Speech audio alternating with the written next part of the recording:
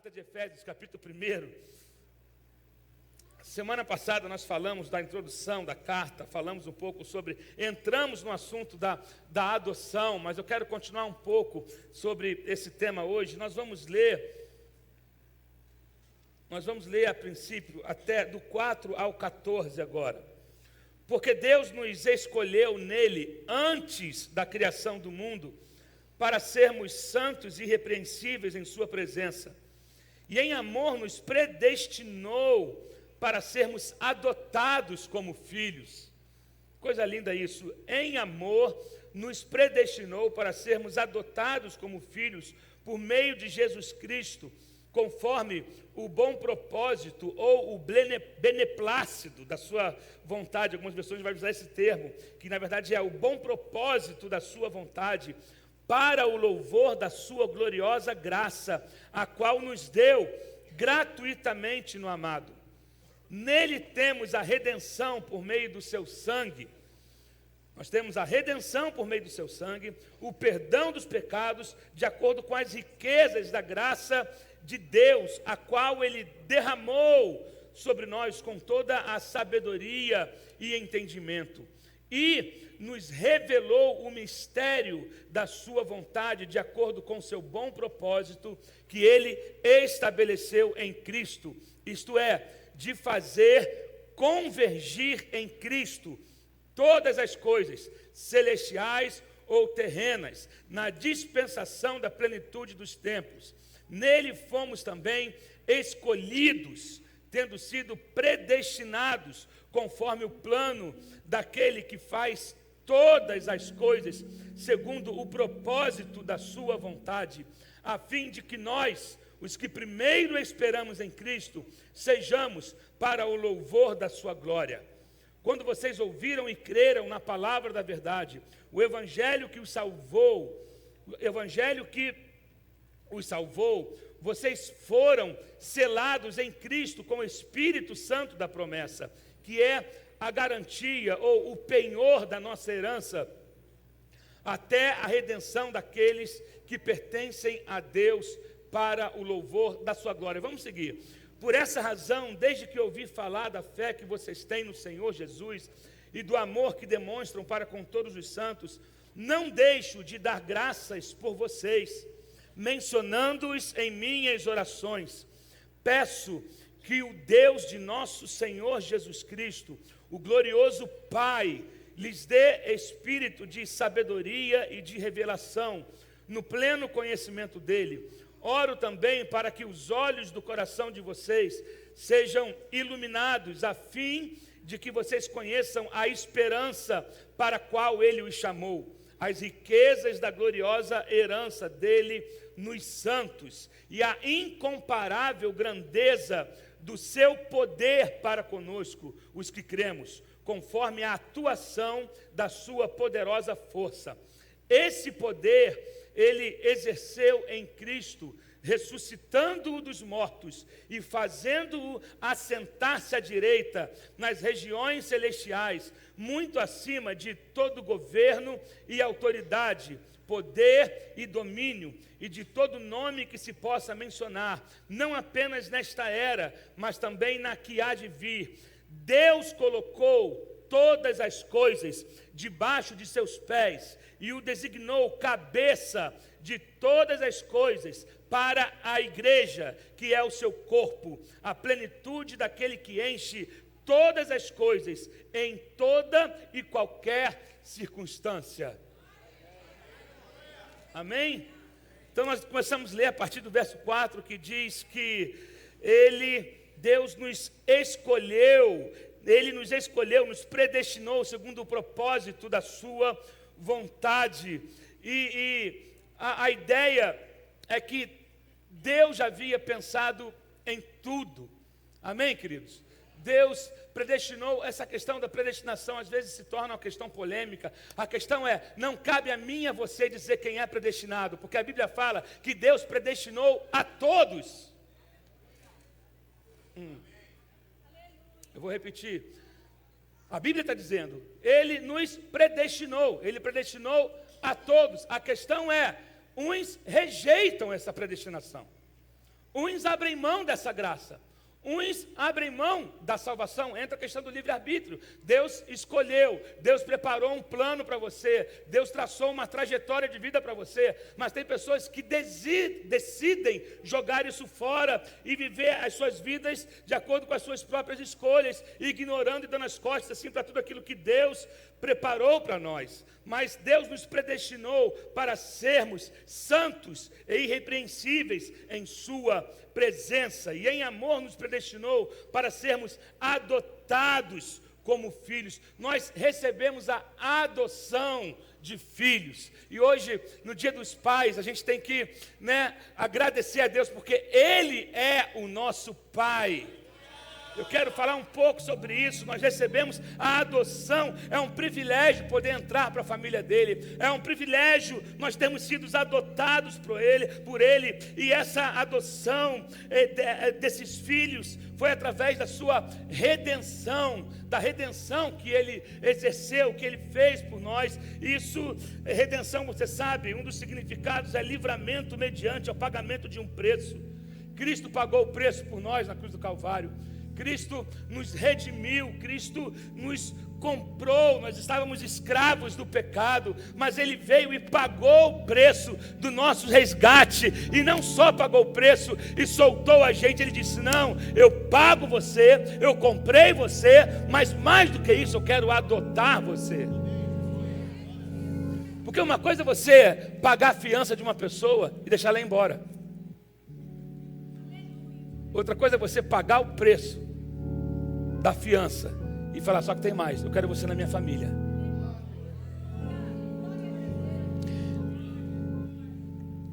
Ele nos amou de tal maneira que Ele não queria só nos libertar, pagar o preço, Ele queria nos adotar.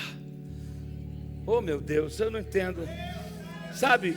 E eu quero falar um pouco sobre isso, e através, sabe, do sacrifício da cruz, nós fomos adotados. Nós recebemos o nome dEle, nós recebemos a herança dEle, nós tomamos parte no reino dEle, E adoção significa outorgar a posição. Outorgar significa declarar em escritura pública, dar por direito. Ele nos outorgou a posição, isso é, Ele nos deu os direitos, os privilégios, as honras de filhos de Deus. Outorgar filiação significa colocar na posição de filho.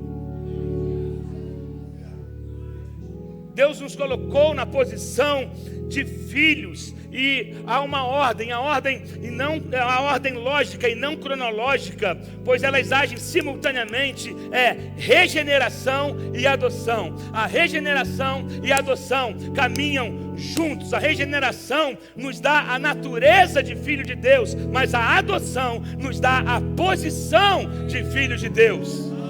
Ele não só nos regenerou, Ele nos regenerou e Ele nos adotou. Se você pode glorificar a Deus nessa manhã, porque você tem pai, você tem um pai.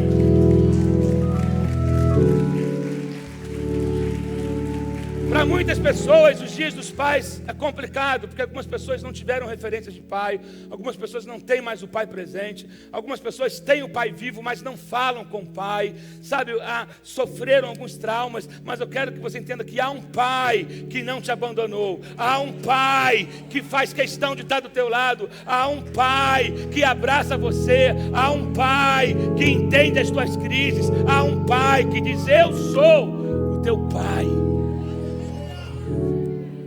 Meu Deus, então, e vou falar rapidamente um pouco sobre regeneração. A regeneração tem a ver com a nossa mudança de natureza, tem a ver com o nosso renascimento, tem a ver com a com essa nova vida que nós recebemos, com esse novo nascimento que nós recebemos quando entregamos a nossa vida ao Senhor. Nós passamos por uma regeneração, que é quando Deus dá a vida espiritual a uma pessoa como resposta da fé dessa pessoa em relação a Cristo.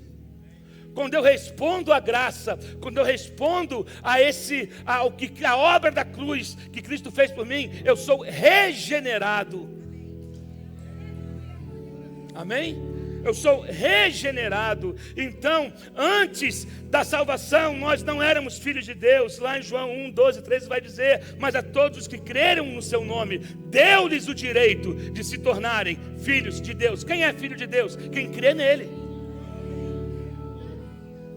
Quem crê nele é filho de Deus. A todos os que creram, os quanto creram no seu nome, ele deu o direito de serem feitos filhos de Deus.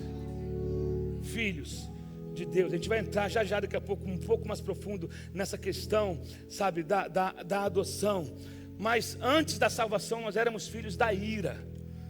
Lá, nós vamos ler depois Romanos 2, 3, que fala sobre isso, Efésios 2, 3, Romanos 8, Romanos 5, de 18 a 20, fala sobre isso. Antes da salvação, nós estávamos degenerados, mas através da salvação nós fomos regenerados.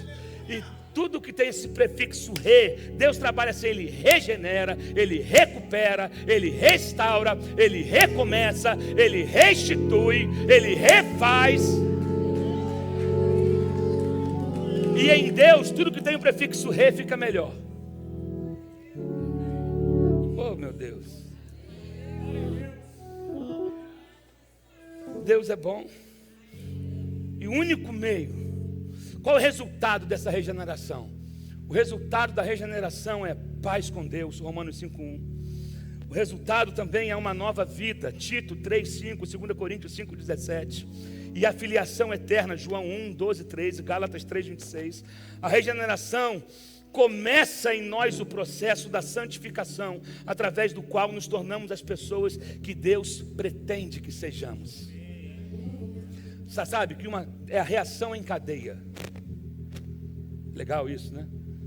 Reação, uma coisa desperta a outra. A regeneração desperta a santificação. A regeneração, ela vai gerando outras coisas na nossa vida. A regeneração, ela começa o processo em nós da santificação, pelo qual nos tornamos as pessoas que Deus sonhou que nós fôssemos. E o único meio de regeneração é através da fé na obra da cruz do Calvário. Através da fé, nós fomos salvos pela graça por meio da fé, e isso não vem de vós, é dom de Deus. Então você precisa entender isso. Não é pela quantidade de boas obras, não é ou da observância da lei. A lei não pode regenerar você, mas a obra da cruz, ela foi suficiente para nos regenerar e nos dar um novo coração. Agora, interessante que a graça não aboliu a lei, porque a graça existe antes da lei. Mas a base da graça é a lei. Jesus disse: não pense que eu vim acabar com a lei, eu vim cumprir a lei. Só que lá em João 16, que ele vai dizer que a lei, até que João chegasse, eles viviam debaixo da lei e dos profetas. Mas chegou a época que eles estariam vivendo no reino, porque o Messias estava chegando. Mas a base do reino, a base da graça é a lei e os profetas. E meu Deus, a gente vai descortinando isso aí no decorrer do tempo. Mas para você entender, então, queridos, nós somos regenerados. Regenerados. A Bíblia vai dizer, Romanos 3:20, visto que ninguém será justificado diante dele por obras da lei, somente através da fé no sacrifício da cruz do Calvário, na obra redentora de Cristo, é que nós somos regenerados. Somente em Cristo nós somos curados da depravação total que o homem se tornou. Sabe, Deus nos restaura de maneira completa, Ele nos regenera de maneira completa. A obra dele foi completa. Então não precisamos de uma renovação, de uma reforma ou de uma reorganização. Precisamos de um renascimento. Tem gente que fala: precisamos de uma reforma, precisamos não, você precisa nascer de novo. Tem gente que não nasceu de novo ainda. Tem gente que está na igreja, mas ainda não nasceu de novo. O que você precisa, o que nós precisamos é de um renascimento. Mas aí, após essa regeneração, quando eu recebo, nós também nos tornamos justificados em Cristo. E a justificação tem a ver com a nossa mudança de situação mediante a lei. Amém? Mudança de situação mediante a lei. E a santificação tem a ver com a nossa mudança de caráter. E a nossa adoção tem a ver com a nossa mudança de posição, de rejeitado para filho amado.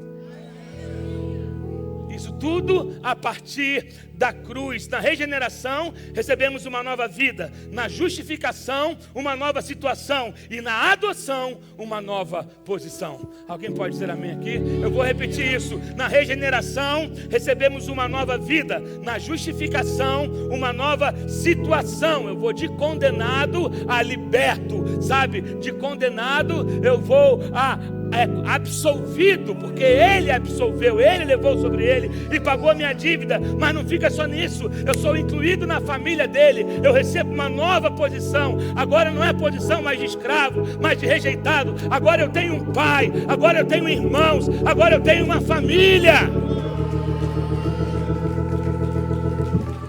Meu Deus, aleluia. Como a adoção por Deus se compara com a adoção aqui no contexto terreno? Em ambos os casos é o pai, no nosso caso aqui da terra, os pais decidem, tomam a decisão, tomam a iniciativa e ações necessárias para que isso aconteça. Deus tomou a iniciativa de nos adotar, partiu dele a iniciativa. Daquela famosa reunião no céu que teve Pai, Filho e Espírito Santo. E aí, vamos deixar o homem do jeito que está? Ou vamos fazer de tudo para resgatar? Não, vamos embora. A reunião da Trindade, Pai, Filho e Espírito Santo conversando. Vamos embora. A gente fez o homem perfeito.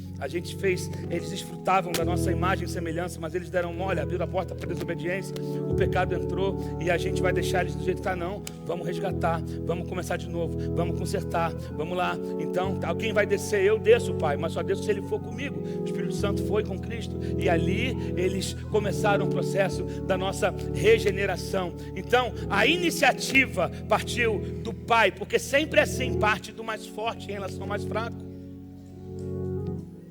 Por isso que eu não sou salvo pelo meu esforço. Não tem nada que eu possa fazer, porque parte dele. Segunda coisa, ambos provêm uma herança a quem nada tinha e nada merecia. Nós não tínhamos nada, não merecíamos nada, mas ele decidiu, nós vamos adotá-los e eles terão parte na herança. Nós nos tornamos herdeiros, co-herdeiros em Cristo. Tínhamos nada, mas Ele nos deu tudo. Não éramos nada, mas Ele nos chama de filhos. Terceira coisa é que ambos provêm um novo nome. Apocalipse 2,17 vai falar sobre isso, João 1,42. Agora, a adoção de Deus, ela excede a adoção humana. Geralmente, o homem adota baseado, primeiro que normalmente, se adotam crianças, bebês. Os pais vão e escolhem a característica que quer. Ainda que tem gente que fala, não, mas eu não escolhi porque era melhor. Eu estou falando, não, mas escolhe. Alguma coisa salta quando alguém vai adotar uma criança. Ele vê algumas possibilidades, até que ele, não estou inclinado para aquele ali, eu quero escolher aquele ali. Geralmente baseado nas características. Deus não, Deus, e aqui nesse contexto aqui, que era baseado no contexto romano que Paulo estava usando, porque judeu não adotava. Judeu não adotava. E na lei romana, a adoção podia ser feita até na idade adulta. Não se adotava só crianças, adotava-se adultos também. E Deus, Ele quando nos adotou, Ele não foi olhando para as nossas características, se éramos bonitinhos, fortes, saudáveis ou não. Ele falou, eu vou adotar todos aqueles que reconhecerem, que quiserem, o mais fraco, o miserável, o rejeitado, o esquisito, o complicado, esses eu vou adotar.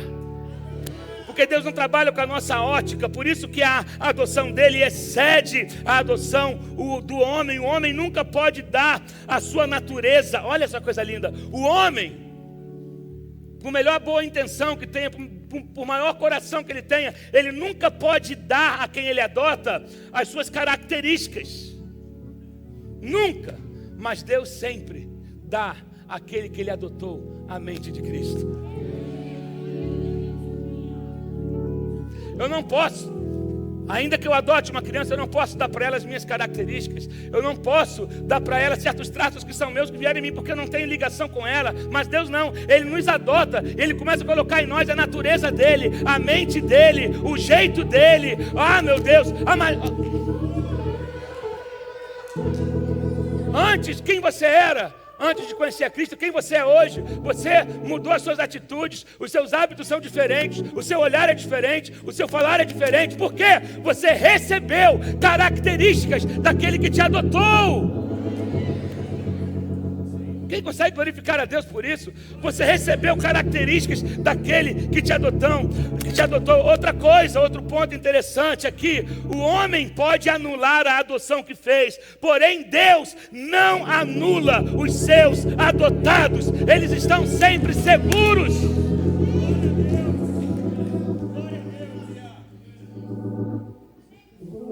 Por isso que eu falo que Deus assume os filhos que Ele adota. Deus assume os filhos que Ele gera.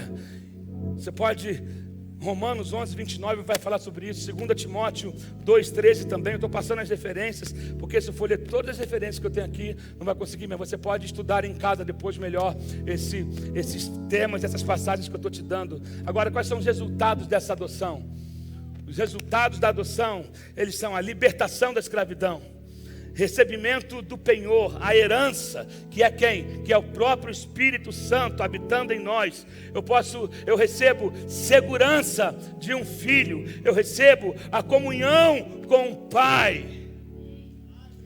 Esses são os resultados, os benefícios de ser adotados por Deus. Libertação da escravidão. Não sou mais escravo do pecado, não sou mais escravo de vícios, não sou mais escravo de velhos hábitos. Não, as minhas mãos são libertas, meus pés são libertos, a minha mente é liberta. Não tem mais escravidão, não tem mais algema, porque Ele me libertou de verdade, de uma vez por todas. Amém, queridos? Eu recebo o penhor, que é o quê? O Espírito Santo morando em mim, para que a obra vai se completando, para que eu vá sendo aperfeiçoado, porque só através do Espírito Santo eu tenho meu caráter transformado, eu tenho a minha mente transformada, eu tenho as minhas atitudes transformadas, velhos hábitos. Ele me fortalece, Ele é meu amigo, Ele me consola, Ele está comigo. É isso eu recebo. Esses são os efeitos da adoção. Amém? E comunhão com o Pai. Não há mais distância. Acho que eu contei da outra vez de um homem que queria uma audiência com o rei. Eu contei aqui? Contei essa história? Contei?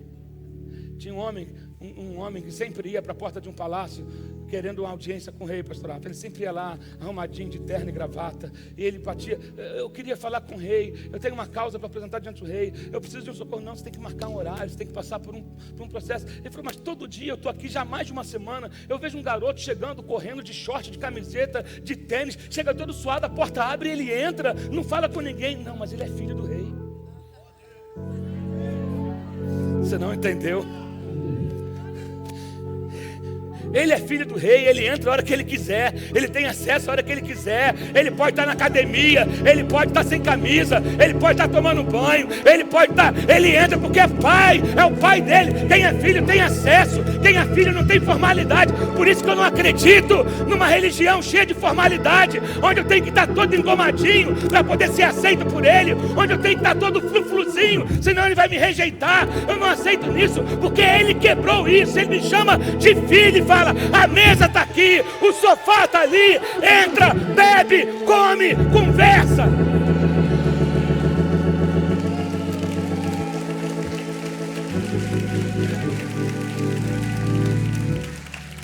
Formalidade eu tenho para entrar na presença de um juiz. Formalidade eu tenho para entrar na presença de um presidente de uma empresa. Formalidade eu tenho em qualquer outro lugar. Mas para chegar na casa do meu pai, eu posso chegar e falar: pai, eu estou cansado. Pai, caramba, você viu hoje? Meu Deus, desculpa. Eu achei que ela fosse mais pesada. Calma, fica aí. A gente tem liberdade. Chega suado, às vezes ele fala: peraí, o sofá, tua mãe acabou de lavar o sofá, cara, não senta assim não. Mas a gente tem liberdade. Então chega de formalidade. Você não precisa de formalidade para chegar diante de Deus. Você é filho. Não precisa ficar usando daquelas orações, sabe, cheio de palavras difíceis, que quase tem que pegar o dicionário, um Aurélio para ficar lendo o que esse cara está falando na oração. Amantíssimo, magnânimo, excelso e sublime Deus, estamos aqui com as nossas almas genuflexas na sua presença. Eu ouvi esse termo, tinha um pastor que sempre orava e ele usava esse termo, com as nossas almas genuflexas. Falei, cara, esse nome é de remédio. Toma um genuflexo antes e um depois do almoço, para você ficar bem. Mas não, você sabe o que é genuflexório, sabe, né? É aquele negócio que a gente ajoelha. Tem muitas igrejas, quando você vê um banco de igreja que tem um lugar para ajoelhar, o nome daquilo é genuflexório. Não sei porquê. Eu vou estudar a etimologia dessa palavra. Sabe, pastora Mônica, o que é? Por que é? Genuflexório. Era o melhor lugar assim, ajoelhódromo. Né? Mas você não tem que ter formalidade. Com Deus você chega, Ele é teu pai. Ele te deu acesso. Ele abriu a porta. Deus é tão bom que abriu a porta para você passar. E a porta é Jesus. Quem lembra disso? E a porta é Jesus. Lembra disso? A mulher que adulterasse pela lei de Moisés deveria morrer. Mas Deus foi tão bom que abriu a porta para nós e disse: entra, meu filho, entra. Eu lembro de Mefibosete, que estava todo rejeitado, aleijado, tinha perdido tudo, medo de morrer. De repente o rei manda chamar e fala: a partir de hoje eu te restituo tudo que foi roubado de você, e você vai comer a partir de hoje sempre sentado na minha mesa, mesmo com o teu defeito, mesmo sendo... Porque Deus não nos vê como o homem vê. Nós, queridos, tem gente que acha que é Deus, que Ele quer dizer quem pode e quem não pode. Ainda bem que a gente não é Deus. Graças a Deus que Deus é Deus. Não é verdade? O homem dificulta demais as coisas. O homem quer costurar o véu que foi rasgado. É tanta coisa que ficam querendo retornar, que daqui a pouco vai ter gente sacrificando animal de novo dentro do culto, dizendo que é ato profético. Tudo bem, eu creio em atos proféticos, mas tudo tem um equilíbrio. Eu não preciso da arca, eu não preciso do candelabro para Deus se manifestar, para acontecer um milagre. Eu não preciso, queridos, não vamos costurar o véu, não. Não, pastor Leandro, o preço foi alto demais para ele rasgar. Foi tudo pago. Não vamos, joga a agulha fora. Joga a agulha fora. Nada de querer reconstruir o véu, recosturar o véu. Deus rasgou o véu que separava já não separa mais. Amém, queridos? Já não há mais separação, porque somos filhos.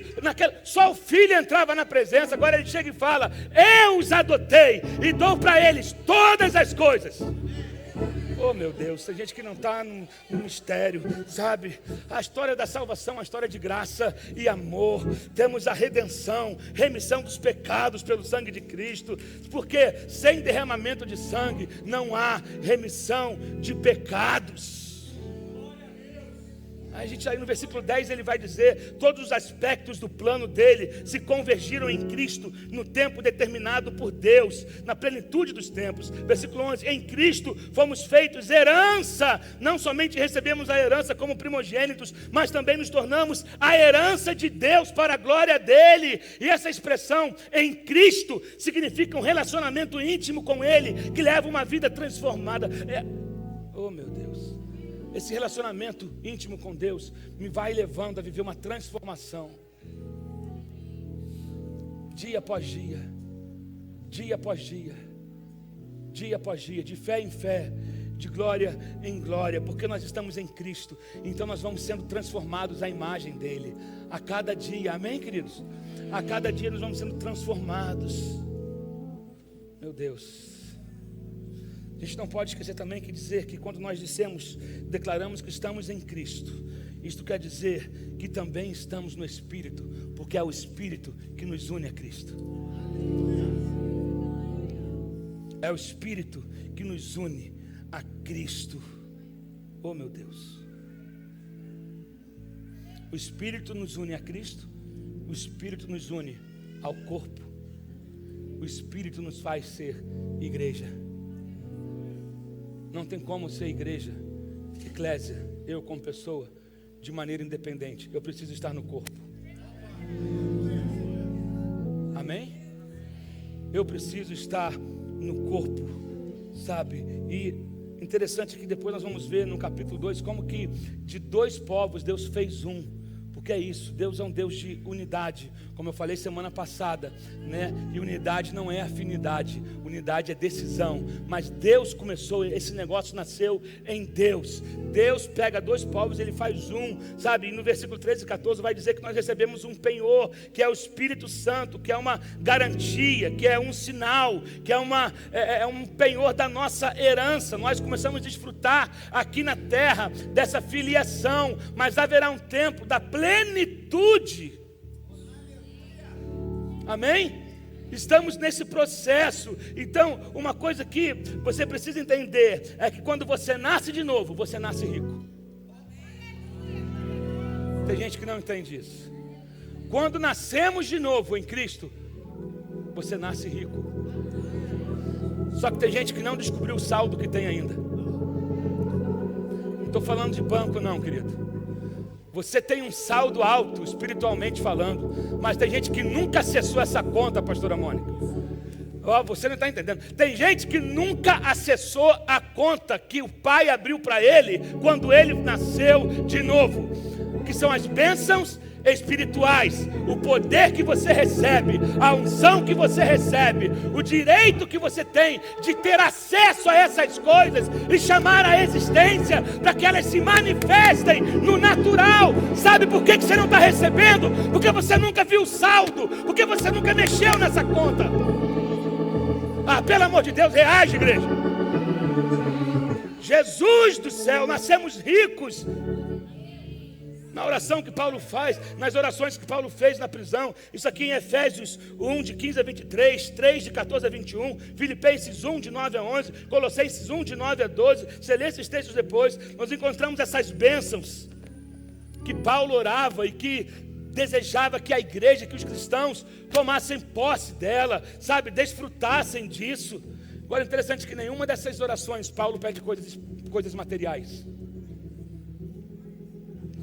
Como muitos de nós só fazemos, chegamos com listas de pedidos materiais. Um carro, uma casa, um sapato novo, sei lá, um apartamento na praia. Então, não estou dizendo que você está errado, mas eu quero entender que você é mais rico do que você imagina. Paulo não pede coisas materiais. Sua ênfase é sobre a percepção espiritual e sobre o verdadeiro caráter cristão. Esse deve ser o alvo das nossas orações.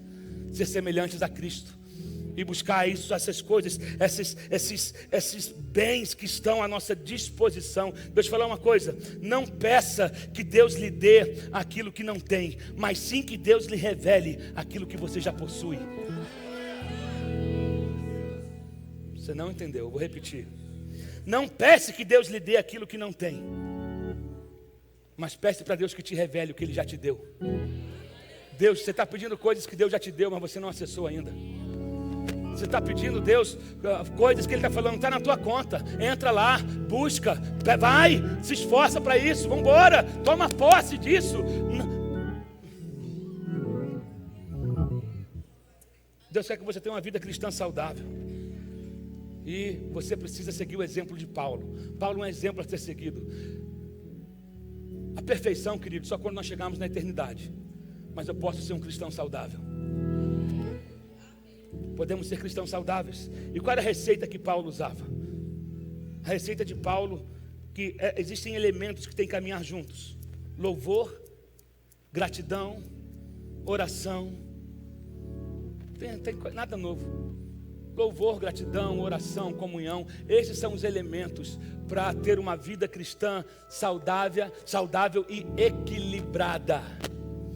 Deus não te chamou, não te salvou para você ser um descompensado, mas para que você tenha um equilíbrio.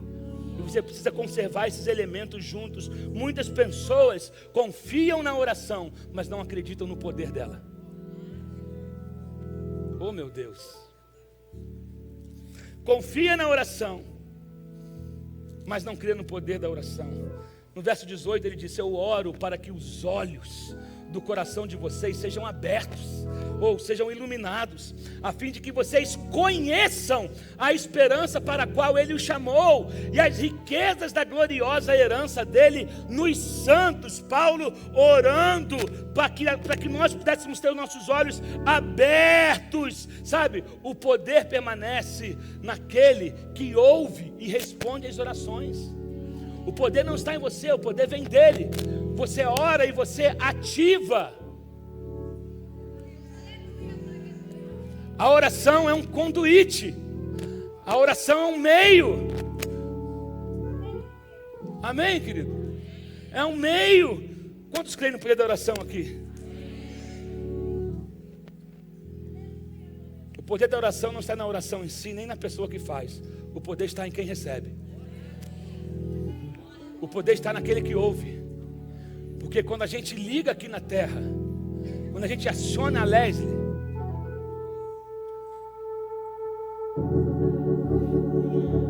volta, Danilo, desfaz. Vai, sem a Leslie. A gente está orando. Está percebendo que o som? Aumenta aí. O som está da maneira. A gente está orando. Quando você ora, a chave vira.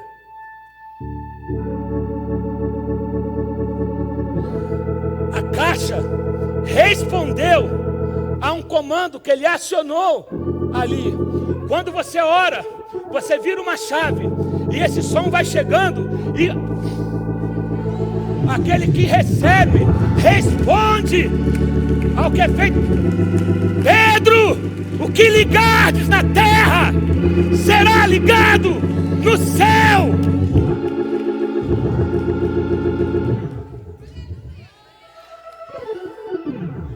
Eu amo isso. Você viu que a gente está com um instrumento novo aqui, né? Há 3 terças-feiras atrás, há 3 ou 4, eu fiz uma oração dizendo: Senhor, eu queria ter um sonho de ter um órgão nessa igreja, mas a igreja não tem condições de comprar. Querido, Deus, achei um cara em Curitiba, comecei a falar com ele, o único desse aqui no Brasil. Falando com ele, ele me conhecia, testemunho de oração, que eu orei aqui numa terça profética. O senhor sabe o que eu quero, o senhor sabe que eu tenho um sonho de 25 anos atrás, mas a igreja não pode comprar, eu não posso comprar, mas o Senhor é dono de todas as coisas. Querido, Deus foi fazendo um caminho. Um irmão fez uma doação, eu consegui vender, botar um teclado meu no negócio, vendi um outro instrumento e tal. Hoje o órgão está aqui. Deus faz. Mas voltando para a oração, é isso que acontece. O poder não está em quem faz, o poder está em quem recebe. A oração é a chave da vitória. A oração é a chave da vitória. E Paulo está dizendo aqui: eu oro para que vocês entendam isso. Eu oro para que você saiba disso, sabe? Então Paulo reúne 3 verdades aqui que eu quero dividir com vocês, que Paulo queria que você soubesse, que nós soubéssemos como igreja. Primeira coisa, a esperança do chamado de Deus. Para que Deus nos chamou? O ser chamado não é algo sem propósito, nem sem sentido. Primeiro que Ele já nos escolheu, Ele nos criou, Ele nos, bendito seja Deus que nos abençoou com todas as sortes de bênçãos espirituais nas regiões celestiais, porque Deus nos escolheu antes da criação do mundo. Deus tinha um objetivo quando nos chamou. Ele nos chamou para termos comunhão com Cristo.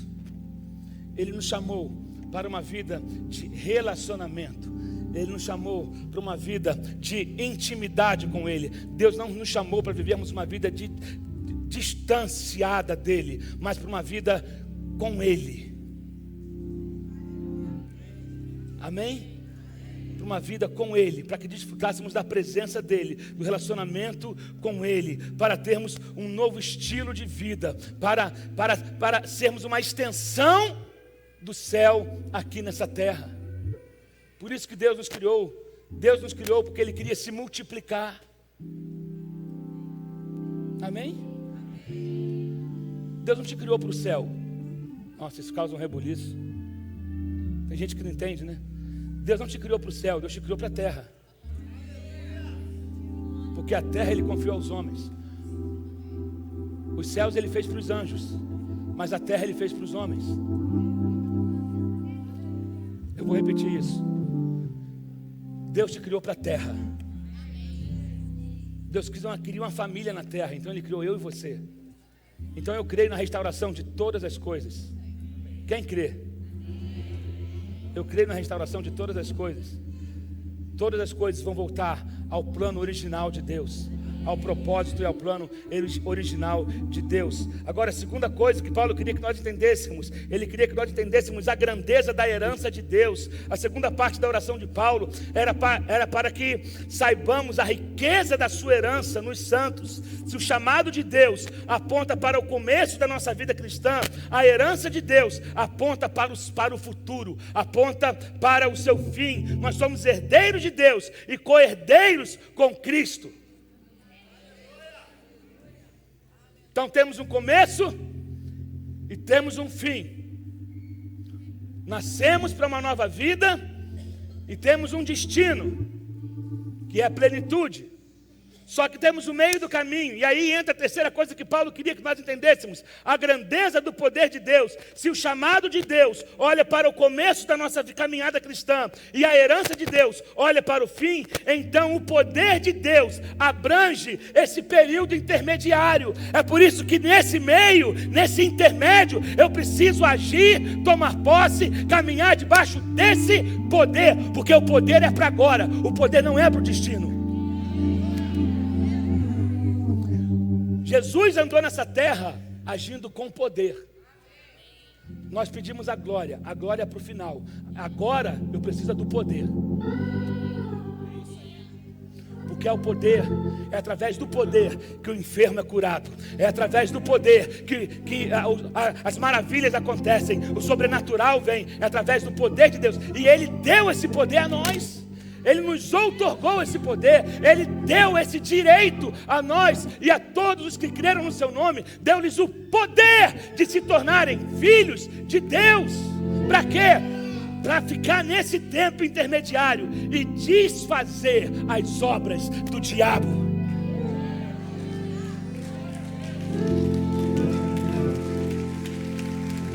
Desfazer as obras. Então é isso que acontece. Como que Deus demonstrou a grandeza desse poder? Versículo 19 a 23 vai dizer.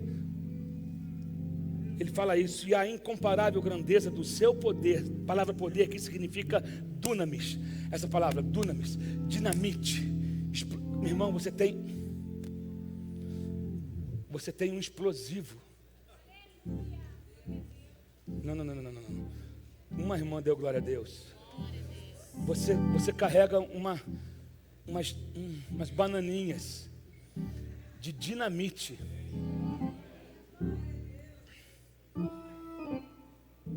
E a incomparável grandeza do seu poder para conosco, os que cremos. Para quem é o poder? Para quem crê, que cremos conforme a atuação da sua poderosa força.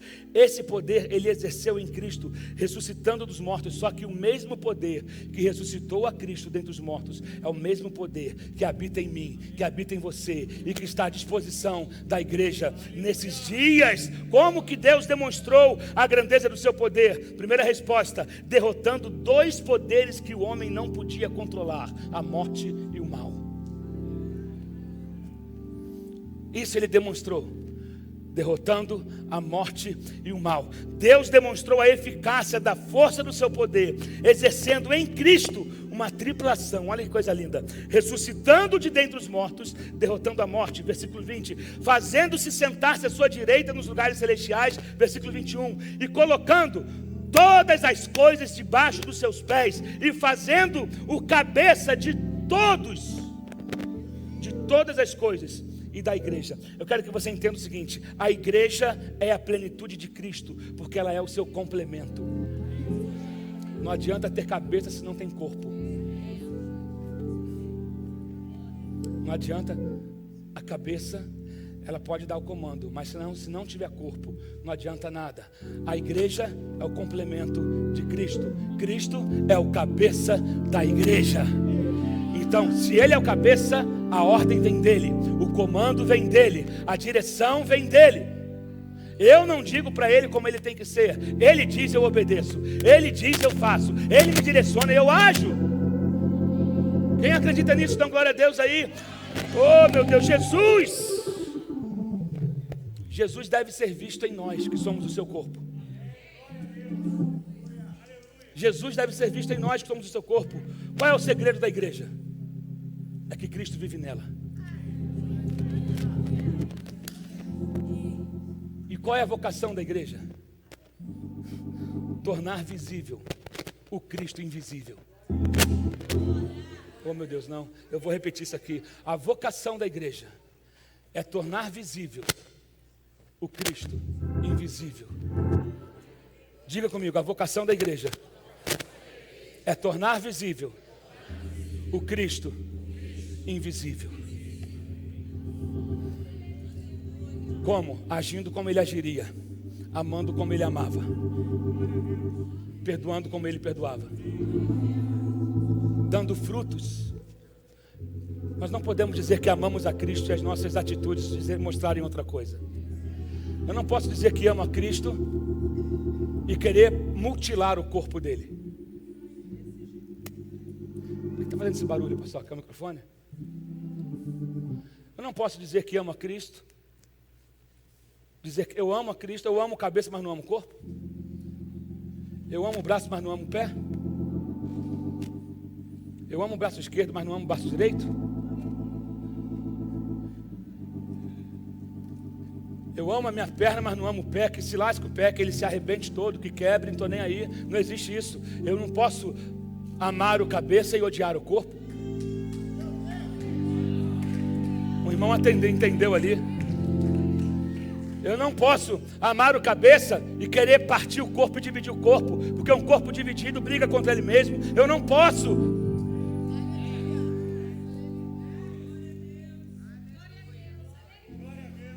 Eu não posso. É isso que Paulo estava pensando. Essa é a vocação da igreja, tornar visível o Cristo invisível. O problema, muitas pessoas têm dificuldade, acreditam em Jesus, mas não acreditam na igreja. Tem um livro que fala sobre isso. Eles gostam de Jesus, mas não da igreja.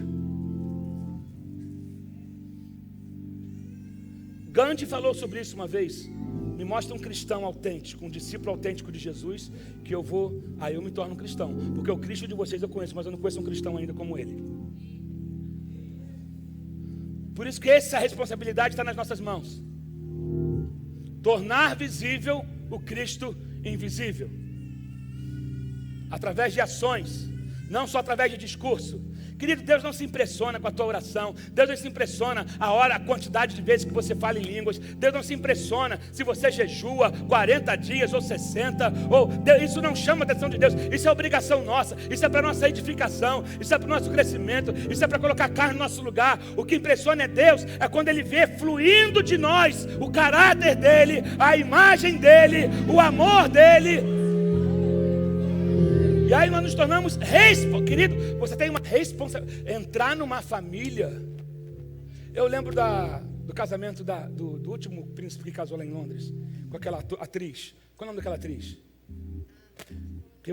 A gente gostava, aquela atriz do Suits, aquela atriz.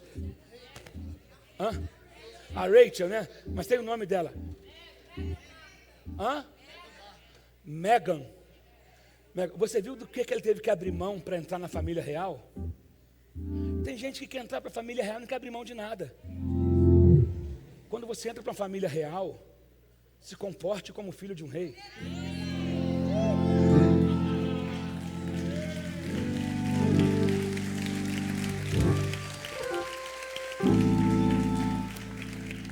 Você quer entrar para a família real? Então, filhinha, você vai ter que se vestir diferente. Você quer entrar para a família real? Em alguns lugares que você vai representar essa família, olha, algumas coisas que você fazia, ela teve que abrir mão de profissão, rede social, ou como isso seria bom, abrir mão de rede social. O capeta está fazendo uma festa nesse negócio de rede social. Roupa, mas o quê? Até círculos de amizade, não era qualquer um que pode frequentar, recebe um protocolo. Só que é o seguinte, por outro lado, ela entrou para uma família real. Você entende que Deus nos chamou para uma família real? Ele nos adotou. Lembra aquele menino correndo, fazendo Cooper e tal? O palácio está aberto para ele a qualquer momento, mas para o outro que estava todo engomadinho e queria... Não, ele não era filho. Tem os privilégios, mas nós só queremos às vezes os privilégios, não queremos as responsabilidades.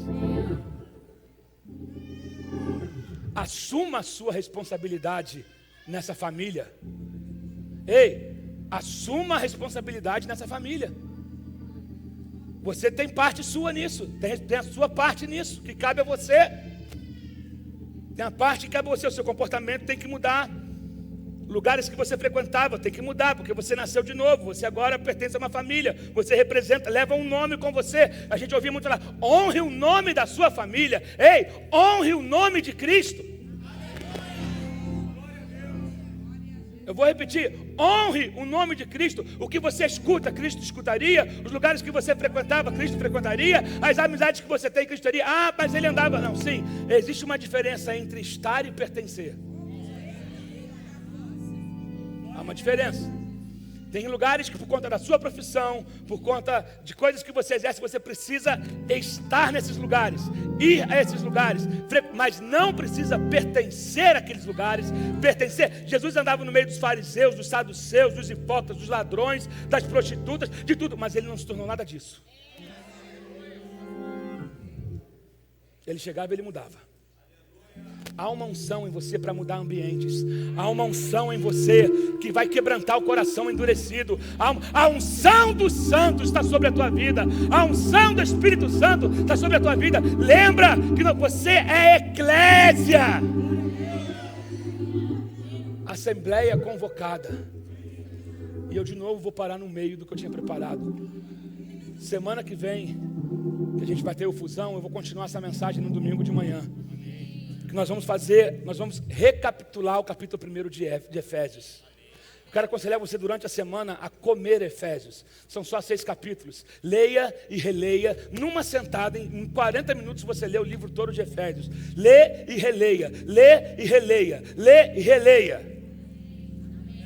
Lembra disso. Eu vou terminar com essa frase. A vocação da igreja é tornar visível o Cristo invisível. Amém? Você pode aplaudir ao Senhor?